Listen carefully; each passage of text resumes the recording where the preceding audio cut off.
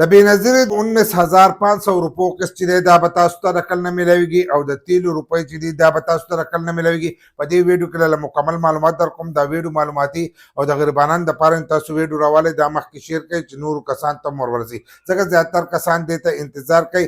هغه وایي چې موږ ته به د 3 روپۍ هم میلاویږي او ځینې کسان وایي چې موږ ته به 19500 روپۍ چې دي دا میلاویږي. دا 19500 روپۍ چې دي دا د چا له طرفه وینا شوې ده؟ دا وینا چې ده دا د IMF د طرفه شوې ده. ځکه زموږ ملک چې دی هغه خو IMF چلی چې هغه وایي ټیکس به عوامو ولګوو جو ټیکس به لګي، که هغه وایي چې ریلیف وله ورکړه جو ریلیف وله ورکوي. نو اوس چې کم تیل ګران شو نو په هغې کې دې عوامو ته وایي چې دې له به موږ ریلیف ورکړو، خو هغه ریلیف چې دی ورې نه کړو او د عوامو نه چې کم تیل ګران شو نو د هغې هغه روپۍ چې دی هغې د عوامو نه وصول کړي، ځکه چې په تیلو کې اضافه راوستې وه.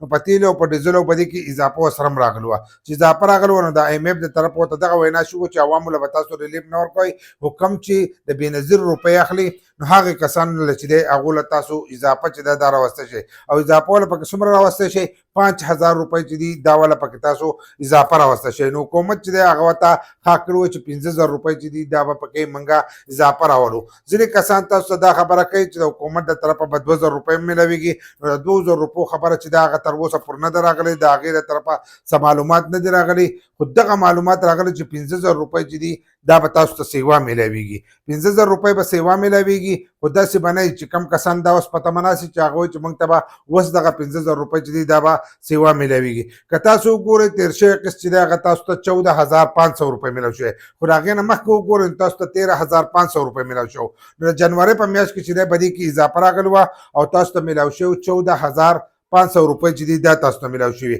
او د دې 14500 روپۍ خبره چې شو وه نو هغه په شپږمه میاشت کې شو چې کله بجټ وځي، بجټ مالي سال چې بدلیږي نو هغه د 1 جولای نه بدلیږي. د 1 جولای نه بدلیږي نو په بجټ کې چې دی هغه د دې لپاره اعلان کوي. نو اوس چې کم بجټ وځي نو په هغې کې به د دې 5000 روپو اعلان چې دی دا به اوس کېږي. تاسو ته په راتلونکي قسط کې چې دی دا به نه میلاویږي. د هغو له طرفه چې کوم معلومات راغلي نو هغوی چې په راتلونکي قسط کې به دا نه میلاویږي، خو په بجټ کې د دې لپاره خبره وشوه نو تاسو ته بیا دا میلاویږي په راتلونکي جنورۍ کې به تاسو ته میلاویږي. لکه بجټ کې د دې اعلان وشي نو اوس خو په دې جنورۍ کې تاسو له 1000 روپۍ چې دي دا سیوا شوې، خو راتلونکي جنوري چې ده نو په هغې کې به تاسو ته بیا 15000 روپۍ چې دی په دې کې اضافه میلاویږي. نو چې 15000 روپۍ تاسو ته اضافه میلاویږي نو تاسو ته به میلاویږي 19500 روپۍ چې دي دا به د هغو له طرفه میلاویږي. خو کوم کسان چې په دې قسط کې هم میلاویږي نو په دې قسط کې نه، او دا هم د هغې 3 روپۍ دي، ځکه د هغو له طرفه دا ویلی شو چې مهنګایي ده چې هغوی چې په دې کې دې ته اضافه راوله نو 15000 روپۍ چې دي دا ورته پکې اضافه راوله، خو باقي عوامو له چې دی